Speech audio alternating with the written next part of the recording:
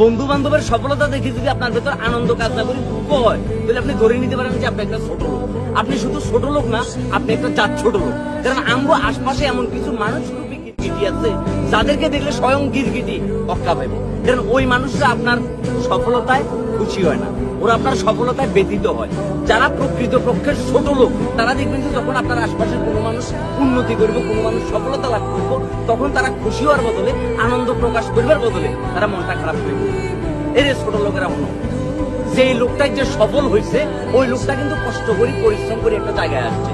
তুমি যদি ভালো মানুষ হইতে, তোমার পারিবারিক শিক্ষা যদি ভালো হইতো, কিন্তু তুমি যেটা করতে সেটা হচ্ছে তাকে তুমি এপ্রিসিয়েট করতে, নীরব তুই কষ্ট করি আজকে এই জায়গায় আসছো, এটার জন্য তোর বাহবা, এটার জন্য তোর সাধুবাদ জানাই। এবং বন্ধু, তুই যে বাইকটা কিনছিস না, আমি কষ্ট করে 1 লিটার তেল তোরে কিনে দিলাম, এই 1 লিটার তেল দিয়ে তুই বাইকটা চালায় বহু দূরে চলে যাবি।